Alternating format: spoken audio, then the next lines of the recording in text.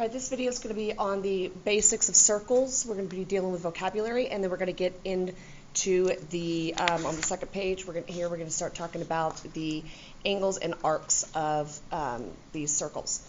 First thing is your definition of a circle, which is all points are equidistant from a center point, just meaning it's your circumference. It's all the way around, okay? This whole circular line, every single point that's on here is the same distance from that center of the circle. Your center is the point exactly in the middle. It's exactly what it sounds like. It's the center of the circle. Your radius, I forgot to mention, you might want to pause and grab 7 different colors if you're able to, markers, color pencils, combination, pens, because I'm going to be using the colors to outline and differentiate between 7 of these different vocabulary terms as we label them. So the radius is the first one we're going to talk about here. Your radius is the length from the center of the circle to the circle, okay? So we're going to go from the center, and a radius should not be new to you. Okay, so here we're going to label that as radius. Your diameter is from one side of the circle to the other, passing through that center of the circle. So all the way through, it will be double the radius. So here's your diameter.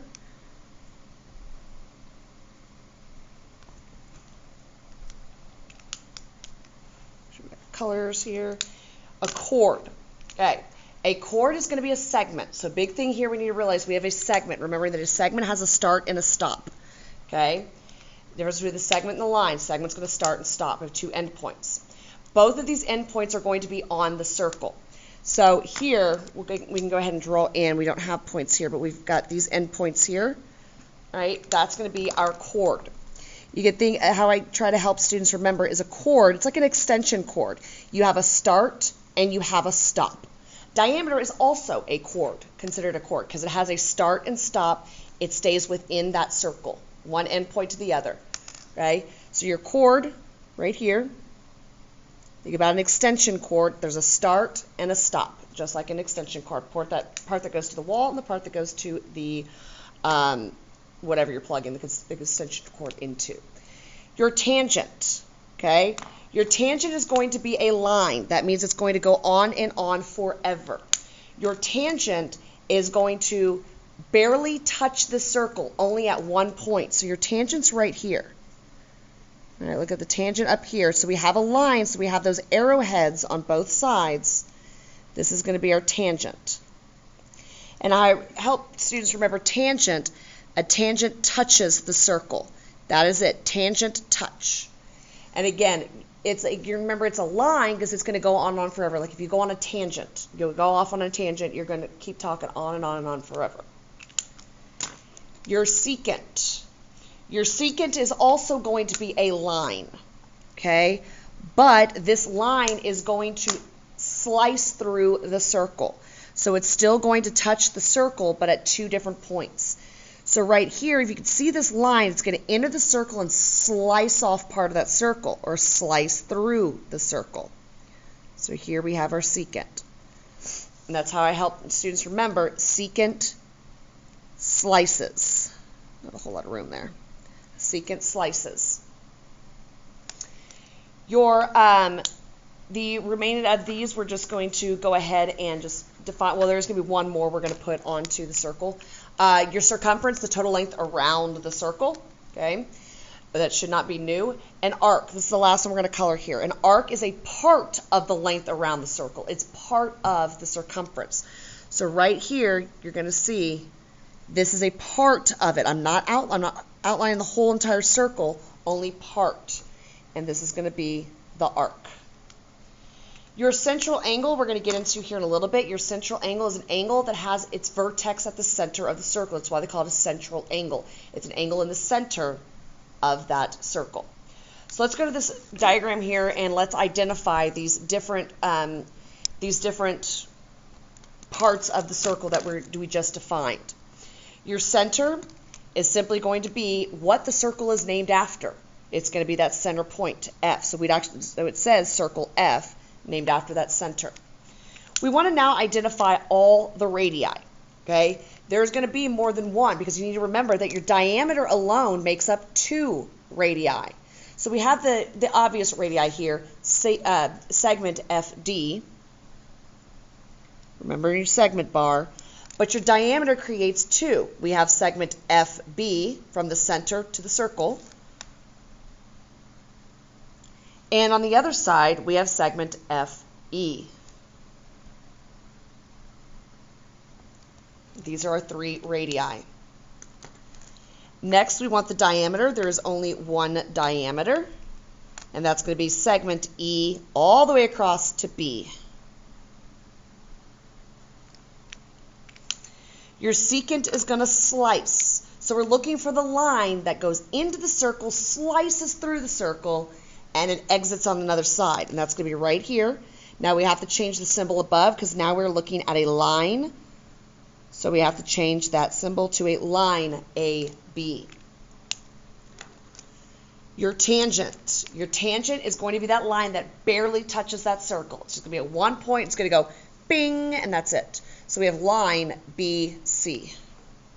Again, making sure that we're aware of what symbol we are putting above these letters. And then lastly, our chord.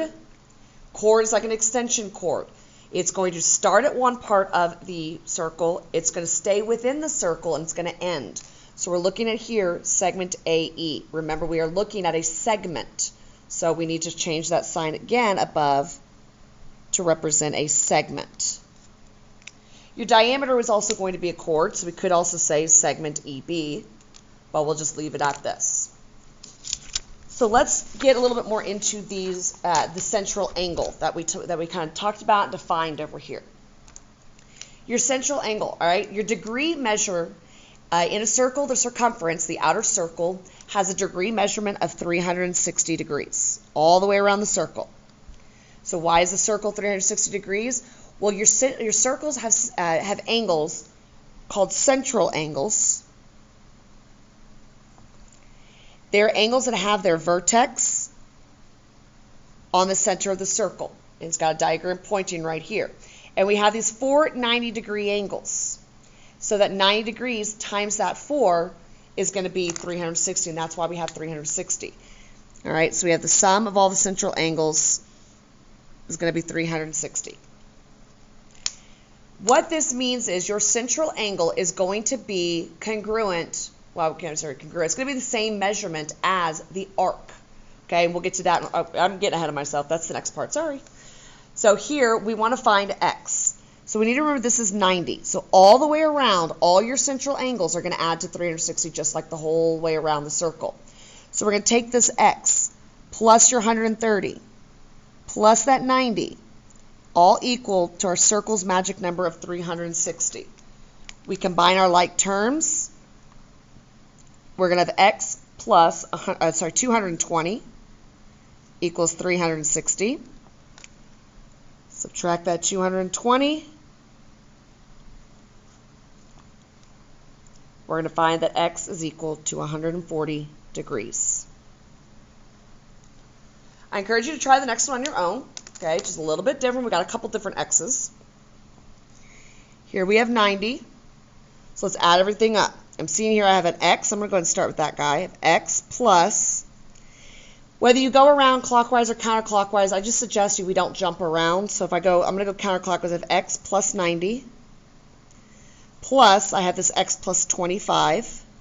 Sorry, yeah, 125. Plus that last one of 85 degrees, all equal to 360. Let's combine our like terms. I have an x here and I have an x here. Give me a total of 2 x's. And then my constants. They're all positive, so that's good. Just add them all together. We add all 3 of these together, and we're going to wind up with plus 300, all equal to that 360. We have our 2 steps. Subtract the 300, and then divide.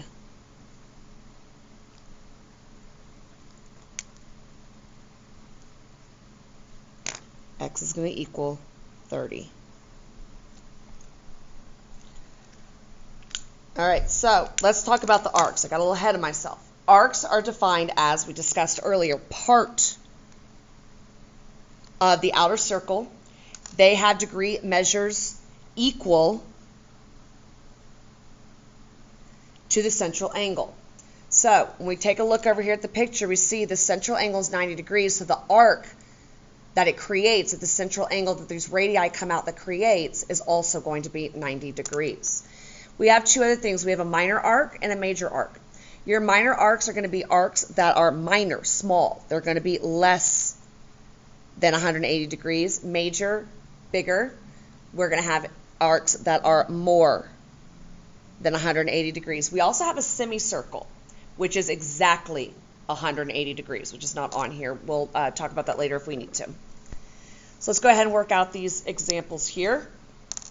We're looking for, now this is what we look at whenever we say the measure of arc AB. We haven't talked about how to label arcs, right? We talked about how to name lines and segments with those symbols. Well, exactly like that, exactly what it looks like, we put an arc over it, and that means arc AB. This is just the measure of arc AB, so I want the number. Right here, the measure of arc AB is going to be the same as the angle, making this 90 degrees. Arc AC, right here, is going to be the exact same as the central angle, 127 degrees. Now, when we get to the next ones, we're going to have to do a little bit more than just copy it from the diagram. Here, I want arc. Now, when you do a major arc, you have to do the two end points, and you have to pick up another point on the way. Okay, a minor arc is just where does it start and where does it stop. Your major arc, start and stop, are the two outer letters. So here, ACB, we're going to start at A, end at B, but we know it's a major arc because we have to pass through C to get there. So we're looking at arc A through C to B, which means we have, right here, this is going to be 143 also, okay? We need to include the 127 plus the 143. We add these together, we're going to wind up with 270 degrees. So this is going to be the measurement of arc ACB. We take a look, excuse me, arc ABC. So we're starting at A still, but this time we're ending at C. And B we have to go through. So we're going A through B to get to C. So we're including both the 90 and the 143. We add these together, we're going to wind up with 233. All right, example 4, we just want two things here, okay? We want arc EF. Well, arc EF is the same as the central angle, 117 degrees. Now, when we just have these two central angles, and we've got the major arc and the minor arc, we need to remember the magic number 360. All the way around is 360 degrees. That's kind of sloppy, sorry. So if we take the 360 all the way around, we take away the 117 from arc EF, we can figure out what is left over for EDF. Okay, again, major arc starts at E, it's going to go through another point and end at F. So when we subtract this out, we're going to find this is going to be 243.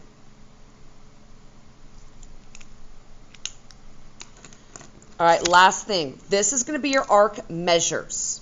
Your arc measures are going to be different than your arc length. I do believe the notes go into that as well. Circumference and arc length. So the physical length of circumference or an arc is different from the degree measure. So when we find these are going to be different, like I just said. So here we're going to start looking at these formulas. Okay, your circumference formula, we're going to use C equals 2 pi r. I'm just going to stay consistent with what's on our formula chart. You can use pi times diameter as well. Your arc length, we'll use as L for arc length, is going to be, we're going to have a fraction here. We're going to have theta, we'll define that in a second, pi r over 180. We need to see that theta is going to be our central angle. So whatever our central angle is, we're going to plug in there. And r, we should know with circles, is going to be your radius. So let's go ahead and jump straight in with finding the circumference, and this is going to be the arc, the length of arc GH. Okay, if there's an M in front of it, I want measurement, which would have been the previous problems. But this is going to be our arc length. So circumference. Actually, let's do this first. Let's go ahead and label out what we have, because we know we're going to need radius and we know we're going to need our central angle. So here, radius is given to us as 4 inches, and theta, our central angle, right here is 75 degrees. Circumference, we're going to plug in for radius. So we have 2 pi, in parentheses, plug in 4 for radius. When you use this in a calculator, do not use 3.14. I need you to use the pi button, okay? When we do this, we will round to the nearest tenth. It doesn't tell us what to do, so I'm just going to tell you, we'll just go ahead and round to the nearest tenth. We should end up with 25.1 inches. Please rewind if you need to. Your arc length now, okay, up here, we're going to put in the numerator. We're going to have our central angle, which was 75, times pi, times our radius of 4, all over 180. We plug this into our calculator and round to the nearest tenth. We're going to find that we have 5.2 inches.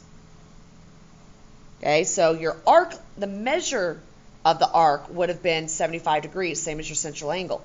But since we're looking for arc length, you can see now they are going to be different. The lengths are going to be in inches, meters, things like that. Your measures are going to be in degrees. All right, so let's take a look at the last one over here, okay? This one is giving us the diameter. So we need to notice that right off the bat. We do not have the radius, we have the diameter. We're going to need the radius for our problems. So remember that your radius is simply half that diameter. Now we have the radius, we don't need that diameter. We also need our central angle, which we can see here. We're looking for JL. So we're looking for this guy right here, JL. Not really being sloppy. And so your central angle right here is 120. So let's start off with circumference. We want 2 pi times the radius of 5. We'll round to the nearest tenth using the pi button. We'll get 31.4, and we're in centimeters now. Okay, just plugging everything in. Great with formulas, just substitute in. Your arc length, we're going to have our central angle, which was 120, times pi, times your radius of 5, all over 180. We plug this in the calculator using the pi button, and we get 10.5 centimeters. All right, so we covered a lot. Vocabulary, we covered central angle, we covered arc measurements, arc length, and we went back over circumference. Please ask, you can either search for other videos using arc length, arc measurement, or ask your teacher if you have any questions.